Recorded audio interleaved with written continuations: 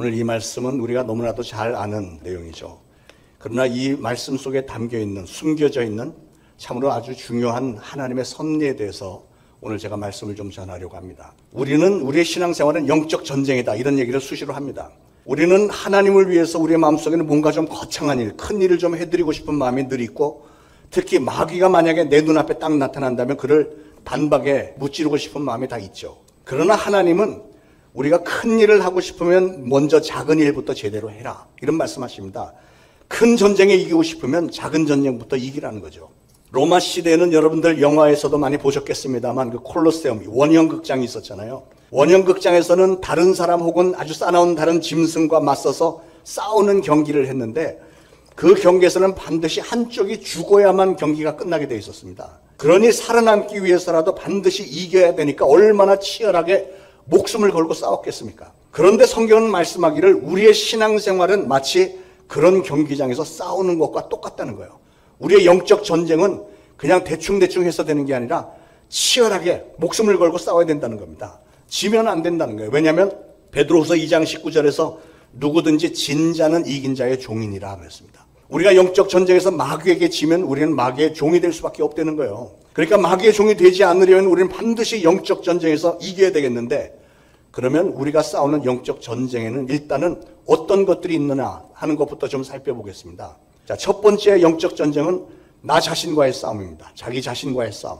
로마서 7장에 사도 바울은 이런 고백을 했습니다. 오호라, 나는 곤고한 사람이라 이 사망의 몸에서 누가 나를 건져내랴.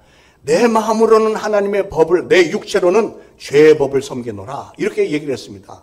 아니, 그토록 위대한 신앙이었던 사도 바울이 그런 고민을 했다는 거예요. 나는 내 마음속에는 분명히 하나님의 법도대로 살고 싶은데 어째 된 영문인지 모르게 나는 자꾸만 죄를 짓게 되는구나, 이 얘기예요.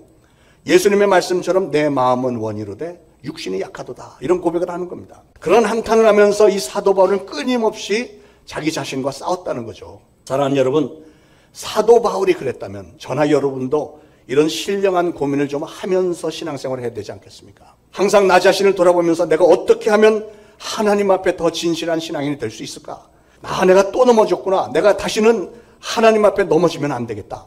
다시 신앙의 결단을 하고 자기 자신과의 영적 싸움에서 항상 이기려고 최선을 다해서 노력을 하시는 성도님들 되시기를 바랍니다. 잠언 16장 32절에 노하기를 더디하는 자는 용사보다 낫고 자기의 마음을 다스리는 자는 성을 빼앗는 자보다 나으니라, 그런 말씀이 있습니다.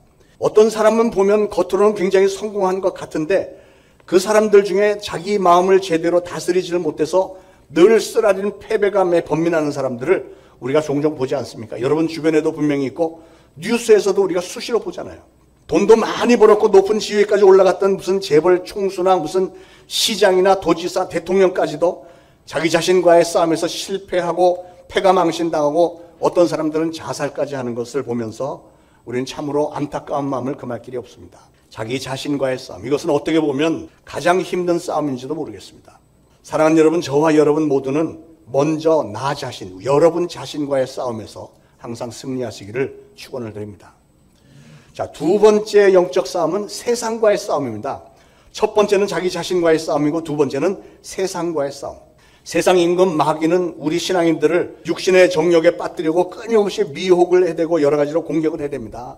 그러나 요한일서 5장 4절에 무릇 하나님께로서 난 자마다 세상을 이기느니라. 세상을 이기는 승리는 이것이니 이것은 우리의 믿음이니라, 이런 말씀을 했습니다. 우리가 믿음으로 세상을 이겨야 된다는 거죠. 에베소 6장 12절에는 우리의 씨름은 혈과 육을 상대하는 것이 아니요 통치자들과 권세와 이 어둠의 세상의 주관자들과 하늘에 있는 악의 영들을 대함이라, 이런 말씀했습니다.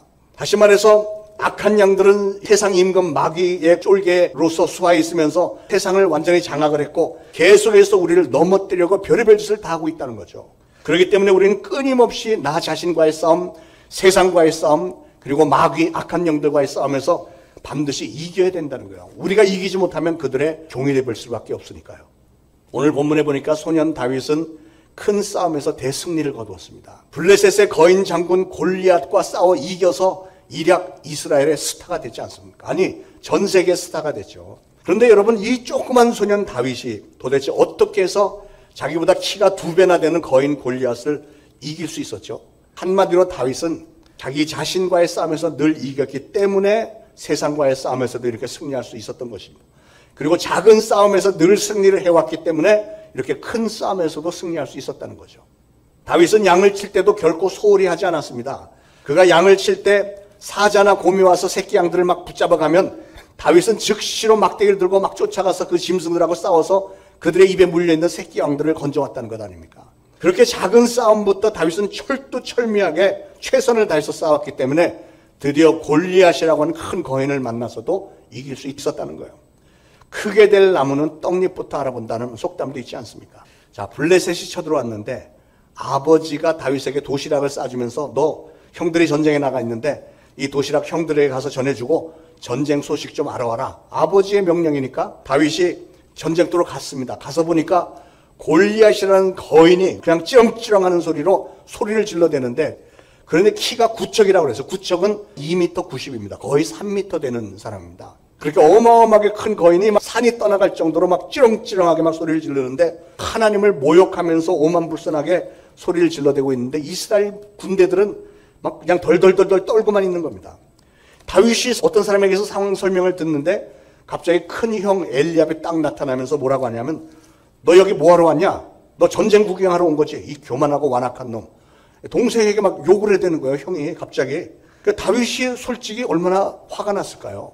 아니 그 먼 길을 자기 형들 주려고 도시락을 잔뜩 싸갖고 왔는데 고맙다고 말하기는커녕 보자마자 야단부터 치는 거예요. 그러나 거기에 대해서 다윗은 화를 내고 덤벼들지 않습니다. 오히려 부드럽게 그냥 넘기고 맙니다. 형 엘리압과 맞서서 싸울 생각은 전혀 없고 다윗의 생각에는 오로지 저 원수 골리앗과 맞서서 싸울 생각밖에는 없었다는 거죠. 우리는 이런 걸 눈여겨봐야 됩니다, 여러분. 오늘날도 어떤 사람들은 보면 원수 골리앗과 싸울 생각은 꿈에도 하지 않고 오히려 자기 형제들하고 싸울 생각만 하는 사람들이 있어요. 여러분, 엘리압 같은 사람은 어디나 있습니다. 우리나라 요즘 뉴스를 보면 제일 시끄러운 게 마음 복잡하게 하는 게 정치인들 싸우는 거잖아요. 당파 싸움 하는 거예요, 당파 싸움. 국민들이나 나라는 안중에도 없고 자기들의 어떤 유익을 위해서 계속 싸움질을 해야 되잖아. 아니 어떻게 그럴 수 있을까? 같은 편인데, 같은 우리 민족인데 왜 우리끼리 싸우냐고요. 근데 이 엘리압이 그런 사람이었어요. 그런데 여러분, 이 엘리압은 우리 주변에 어디든지 다 있습니다. 저나 여러분도 때로는 엘리압이 될 수 있어요. 상황에 따라서. 한 공동체 안에서 남들에게 손가락질하고 시비 걸면서 문제를 만드는 사람들이 우리 공동체 안에서는 수시로 나타나게 돼 있습니다. 가정에도 엘리압 같은 사람이 있고 교회 안에도 있고 나라에도 엘리압이 있습니다. 그러나 사랑하는 여러분, 그럼에도 불구하고 이 엘리압 같은 사람들은 영적으로는 잠시 마귀에게 속아서 그 역할을 하고 있을 뿐이지 그 사람이 우리의 적 골리앗이 아니고 그 사람은 엘리압, 우리의 형제입니다. 우리의 아군입니다, 아군. 아무리 엘리압이 문제를 일으킨다고 해도 그 사람은 여전히 우리 편이잖아요, 우리 편. 아니 여러분, 원수인 저 골리앗과 맞서 싸울 생각을 해야지 왜 우리 편과 싸우고 있습니까? 아군과의 싸움은 피해야 됩니다. 오늘 다윗이 그랬듯이요. 생각해 보세요. 지금 블레셋하고 싸우고 있는 중에 골리앗이 막 협박을 하는데 골리앗하고 싸우지 않고 우리끼리 싸우려고 드는 이 모습이 얼마나 어리석은 모습이면요. 그런데 이런 것들이 바로 작은 싸움이라는 거예요. 그렇게 가정에서 교회에서 또 나란 일을 하면서도 우리가 한마음 한뜻이 되지를 못하고 서로 싸우는 모습을 보면 하나님은 어떻게 생각하실까요? 아니 마귀는 그런 모습을 보면서 얼마나 좋아하겠습니까? 그런데 마귀와는 싸우지 않고 가족들하고 늘 대판 싸우다가 결국은 형제들끼리 원수처럼 갈라서는 집안들 많잖아요. 부부지간에도 싸우다가 그냥 이혼해버리는 가정들 얼마나 많아졌습니까? 교회 안에서도 서로 그 의견 충돌을 다투다가 교회가 막 둘로 갈라지기도 하고 어떤 때는 교회가 문을 닫아버리기도 하고 말이죠. 이런 일들이 일어나고 있잖아요. 그런데 여러분, 우리는 우리의 원수가 누군지 분명히 알아야 되겠습니다. 우리의 원수가 누구죠? 여러분의 형제 엘리압이 여러분에게 싸움을 걸어오는 것처럼 보이겠지만 사실은 그 엘리압이 싸움을 걸어오는 게 아니고 엘리압을 격동시키고 이간질시킨 마귀가 그 뒤에 있다는 사실을 우리는 좀 알아야 됩니다. 그러므로 사랑하는 여러분, 그런 마귀의 계계에 절대로 속지 마시기 바랍니다. 다윗이 오늘 분별을 아주 기가 막히게 잘했습니다. 자기는 골리앗하고 싸울 생각만 했지 형 엘리압하고 맞서서 싸울 생각은 전혀 없었던 거예요. 그래서 엘리압과의 작은 싸움에서 다윗이 너무 지혜롭게 승리를 잘했기 때문에 마침내는 다윗이 골리앗과도 싸워서 이긴 줄 믿으시기 바랍니다. 사랑하는 여러분, 우리 인생길에는 크고 작은 여러 가지 영적 전쟁이 일어나게 되어 있습니다. 그런데 어떤 사람은 보면 아군들끼리 조그만 싸움에 그냥 몰두되어 있다가 모두 힘이 다 소진이 되어 보니까 정작 원수하고 싸우려고 하면 힘이 없어서 아무것도 못하는 그런 경우가 얼마나 많습니까? 저는 목회를 하면서 보니까 성도들은 대부분의 마음속에 하나님을 극진히 사랑하기 때문에 나는 하나님을 위해서 순교라도 하겠다, 이런 생각이 다 있습니다. 놀랄 정도로 다 있습니다. 그러나 여러분, 정작 순교할 수 있는 사람은 어떤 사람일까요? 일상생활, 조그만 일에서부터 순교적인 삶을 사는 사람이 결국은 큰 순교도 할 수 있는 겁니다. 예를 들어서 하나님 앞에서는 하나님, 저의 생명을 하나님께 바치겠습니다, 저의 모든 것이 하나님의 것입니다, 말은 그렇게 해놓고서 형제지간에 조그만 거 하나도 양보할 줄 모른다, 형제지간에 조그만 거 가지고 맨날 싸우고 자기 이익만 챙기려고 든다. 그러면 그런 사람은 아직 하나님 앞에 그런 큰 헌신을 할 수 있는 제목이 아직 안 된 겁니다. 사랑하는 여러분, 하나님은 저와 여러분을 귀하게 사용하기를 원하십니다. 그런데 우리가 하나님으로부터 쓰임받기를 원한다면 지금까지 말씀드린 것처럼 나 자신과의 싸움, 세상과의 싸움, 마귀와의 싸움에서 항상 이겨야 되는 거예요. 그것이 아무리 작은 싸움이라고 할지라도 평상시에 그런 작은 싸움에서 승리하는 사람이 큰 싸움에서도 이길 수 있는 겁니다. 어떤 분들은 보면 앞뒤가 전혀 맞지 않는 사고방식을 가진 사람이 있어요. 나는 나라를 살리는 일을 위해서 내 목숨이라도 바치겠습니다, 이렇게 막 기염을 토하는데 그 사람이 하는 일은 불량식품 만드는 일에 종사하는 사람이에요. 그 사람이 애국자 맞습니까? 우리 국민들이 먹어야 할 음식을 불량식품을 만들고 있으면서 자기는 애국자인 것으로 착각을 하고 있는 거 아니에요? 나는 장차 우리 예배당 나 혼자서 헌금해서 건축하겠어, 뭐 이런 사람이 가끔 있어요. 그런데 그런 사람 중에 오늘 주정헌금이나 감사헌금이나 11조헌금은 못하겠어. 그런 사람이 과연 훗날에 돈을 많이 번들 선뜻 몇십억 내놓고 건축할 수 있겠어요? 사람의 마음이라는 게 그렇게 되는 게 아니에요.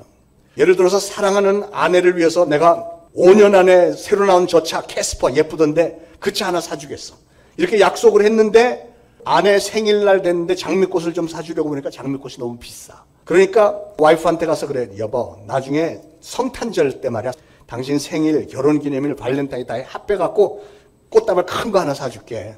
우리가 5년 뒤에 캐스퍼 자동차 사야 되니까 이해할 수 있지? 만약에 그런다면 여러분, 그런 남편 이해할 수 있겠어요? 아니 오늘 장미꽃 한 송이 제대로 사줄 줄 모르는 사람이 5년 후에 자동차 사주겠느냐고. 그게 막 믿어지고 그게 그렇게 고맙게 느껴질까요? 그런 조그만 정성을 보이지 않는 사람이 과연 큰 선물을 할 수 있겠냐고요. 작은 전쟁에도 이기지 못하는 사람이 큰 전쟁을 치를 수 있겠습니까? 자, 그러면 우리는 어떻게 하면 작은 전쟁부터 이길 수 있을까요? 첫째로 우리는 우리의 마음의 생각을 잘 지켜야 됩니다.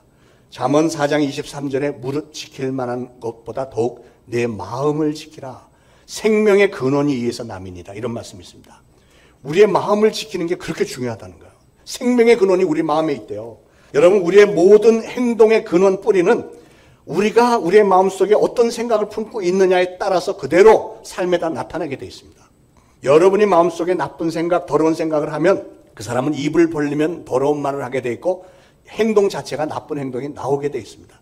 이걸 바꿔서 말하면 어떤 사람이 입만 벌리면 아주 그냥 징그러운 욕설이나 해야 되고 소리나 지르고 이런 사람이 있다면 그 사람은 그 사람의 마음속에 항상 그럴 생각으로 가득 차 있는 사람이기 때문에 입만 벌리면 자기도 모르게 그런 말이 나오게 되는 거, 그런 행동이 나오게 돼 있는 겁니다.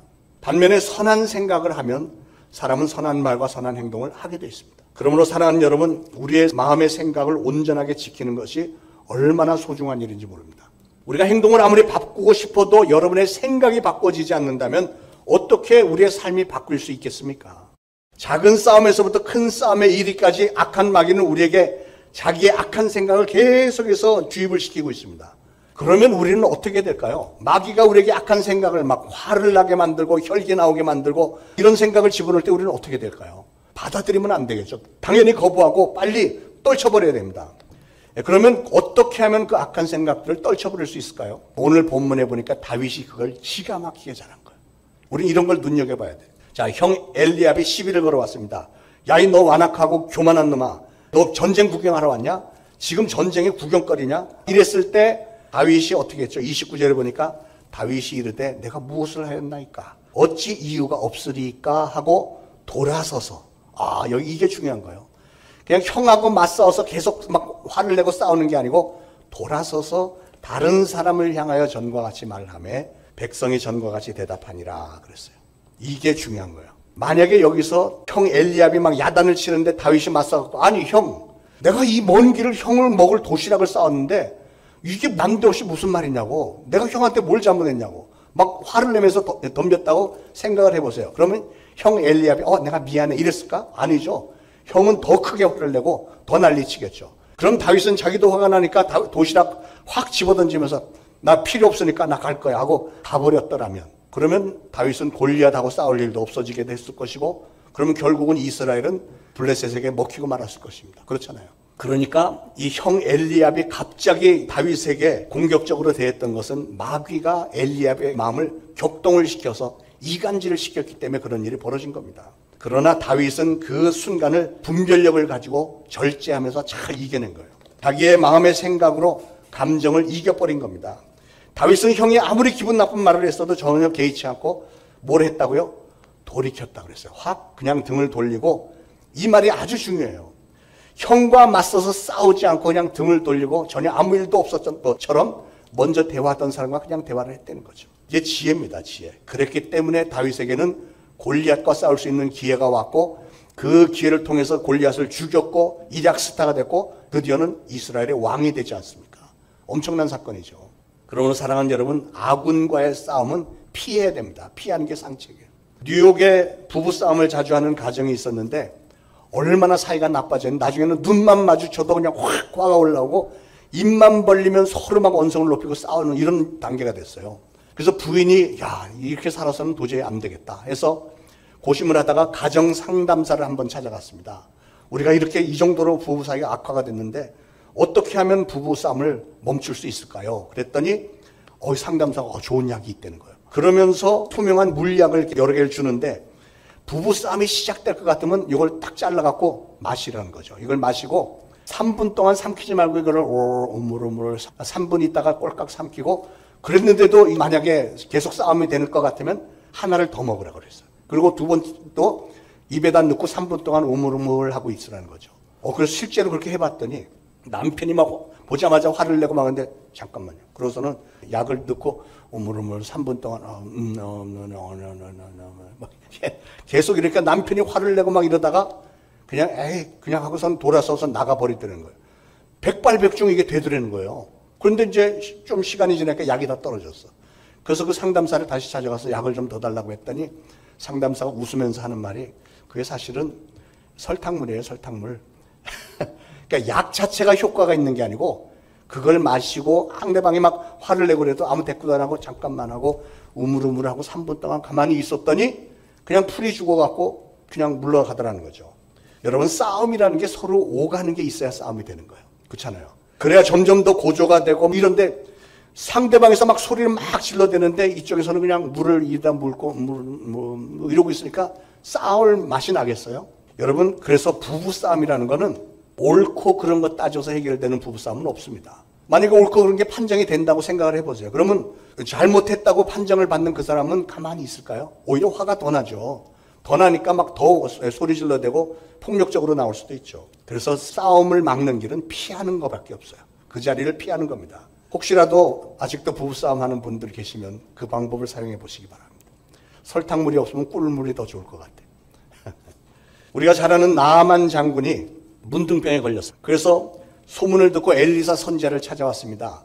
그랬더니 엘리사 선지자가 그 집 앞에 온 나아만 장군을 나와서 환영을 하지 않고 그냥 사환을 내보내서, 일하는 애를 내보내서 선지자님이 그러는데 저기 요단강에 가서 7번 몸을 씻으라는데요. 그랬더니 나아만 장군이 화가 났어요. 그렇잖아요. 굉장히 큰 나라의 장군이 먼 길을 왔는데 그래도 나와서 인사라도 좀 하고 이래야지. 그러니까 화가 나갖고 우리나라에는 뭐 요단강만한 강이 없어서 내가 여기까지 왔냐? 막 화를 내면서 내가 이 먼 길을 왔으면 좀 나와서 인사라도 좀 한번 하고 좀 하면 좋지. 이렇게 뭐 갑질하는 거냐? 뭐 이렇게 나왔겠죠. 그런데 그 옆에 있는 신하 하나가 그러지 마시고 이거보다 더 힘든 일을 하라고 해도 하셨을 거 아닙니까? 문득병을 고쳐주겠다는데 믿지 해본 전인데 한번 해보시죠. 그랬더니 나아만 장군이 그래도 생각이 있는 사람, 그렇다. 예, 맞아. 그래서 마음을 돌이켜서 요단강에 들어왔다 나갔다 7번 했더니 어린아이 살결처럼 깨끗해졌다고 그랬잖아요. 그러니까 이 나아만 장군이 끝까지 화내지 않고 그의 마음을 중간에 잘 다스렸기 때문에 작은 싸움에서 승리를 했고, 그랬기 때문에 자기의 문둥병이 깨끗하게 치료함을 받은 겁니다. 자기의 마음을 다스리는 일이 그렇게도 중요한 거예요. 사랑하는 여러분, 하나님은 오늘도 우리를 사랑하시고 그래서 축복하기를 원하십니다. 그렇게 엄청난 축복이 우리 앞에 있는데 우리가 그 축복을 받아 누리지 못하는 이유가 무엇일까요? 혹시 한순간 그거 몇 초 그걸 못 참아서 그런 경우는 없습니까? 내 자존심, 내 체면, 내 감정을 건드렸다는 그 조그만 싸움에서 자꾸만 넘어지기 때문에 우리가 얼마나 많은 축복을 놓칩니까? 그러나 진정한 신앙인이라면 그 작은 싸움부터 이겨야 됩니다, 여러분. 마음의 생각을 잘 다스려서 이겨내야만 우리는 큰 싸움에서도 이길 수 있는 거예요. 자, 우리는 어떻게 하면 다윗처럼 작은 싸움에서 승리할 수 있을까? 두 번째는 항상 하나님의 말씀에 초점을 맞추는 삶을 살아야 됩니다. 우리 신앙인들은 하나님의 말씀대로 살아야 되는 거예요. 다윗은 나이가 어렸음에도 불구하고 얼마나 분명한 신앙을 가졌습니까? 오늘 보면 45절에 다윗이 골리앗에게 이렇게 말합니다. 너는 칼과 창과 단창으로 나에게 나오거니와 나는 만군의 여호와 이름 곧 네가 모욕하는 이스라엘 군대의 하나님의 이름으로 네게 나아가노라. 오늘 여호와께서 너를 내 손에 넘겨주시려니 내가 너를 쳐서 네 목을 베고 블레셋 군대의 시체를 오늘 공중의 새와 땅에 들짐승들에게 주어서 온 땅으로 이스라엘의 하나님이 계신 것을 알게 하겠다. 전쟁은 여호와에게 속한 것인즉 그가 너희를 우리 손에 넘기시리라. 요 짧은 문장이지만 다윗의 기가 막힌 신앙이 여기 들어있잖아요. 하나님을 향한 신앙과 하나님을 향한 충성심이 분명히 나타나 있잖아요. 하나님은 다윗의 그런 점을 너무 좋아하신 거예요. 그래서 이는 내 마음에 합한 자다 이렇게 말씀하신 겁니다. 저와 여러분도 다윗의 그런 신앙을 꼭 본받으시기를 축원을 드립니다. 사랑하는 여러분, 하나님의 말씀에 초점을 맞추고 그 말씀을 끝까지 붙들고 사는 사람은 삶에 그 어떤 문제가 생긴다 할지라도 이기게 돼 있습니다. 그러니까 여러분, 작은 싸움에서부터 자꾸 나의 생각이나 내 경험, 내 환경 이런 거 의지하지 말고 하나님의 말씀을 딱 붙들고 의지하고 하나님의 말씀 따라 살려고 애를 쓰시기 바랍니다. 그런 사람이 최후의 승리를 얻게 돼 있는 거예요. 자, 우리는 어떻게 하면 다윗처럼 작은 싸움에서부터 승리할 수 있을까? 세 번째는 큰 믿음의 비전을 품고 강하고 담대한 믿음으로 나가면 우리는 승리할 수 있습니다. 다윗은 나이는 어리지만 그 전쟁터에 나와서 상황을 보니까 아니 우리는 왜 하나님을 저렇게 못되게 욕하고 대적하는 저 이방인들에게 우리가 이렇게 일방적으로 당해야만 되는가? 이런 분노를 느꼈어요. 남들보다도 다윗은 거기에 대해서 굉장한 분노를 느꼈습니다. 그 이유는 물론 하나님을 향한 신앙과 충성심이 확실했고요. 게다가 하나님과 하나님의 나라를 향한 그 믿음의 비전이 있었어요. 이 땅에 하나님의 나라를 든든하게 세우고 하나님의 영광이 우리나라를 통해서 일어날 것이라고 하는 이 비전, 꿈이 있었습니다. 그랬기 때문에 다윗은 그 악한 골리앗에 대해서 분노를 느낄 수 있었던 거죠. 여러분, 비전을 품은 사람에게는 그 비전을 이루기까지 많은 시험과 환란이 덤벼들게 되어 있습니다. 다윗이 하나님의 나라의 승리를 위한 비전을 이루는데 걸림돌들이 있었는데 오늘 보니까 형 엘리압이 걸림돌이었고 더 큰 걸림돌은 사울 왕이었죠. 사울 왕은 오랜 세월 동안 그에게 걸림돌이었습니다. 그런데 놀랍게도 다윗은 형 엘리압과도 싸우지 않았고 오랜 세월 동안 자기를 괴롭힌 사울 왕과도 싸우지 않았습니다. 우리는 이런 걸 좀 배워야 되는 거예요. 사울이 계속 다윗을 죽이려고 끝까지 쫓아다녔어도 다윗은 끝까지 사울을 대적하지 않았습니다. 왜냐하면 다윗의 마음에는 물론 하나님께서 기름 부으신 사울 왕을 존중하는 것도 있었지만 다윗은 자기의 아군이잖아요. 같은 이스라엘 사람이고 왕이잖아요. 하나님께서 왕으로 세우신 자기의 아군과 대적 안 하겠다는 그런 신앙이 분명히 있는 겁니다. 이게 바로 하나님의 비전을 제대로 받은 사람의 자세입니다. 왜냐하면 하나님의 비전을 이루는 일에는 하나님께서 만나게 해주신 모든 사람들과 한 팀이 돼서 한 마음 한 뜻으로 나가야 되는 이 신앙이 다윗에게는 있었던 거죠.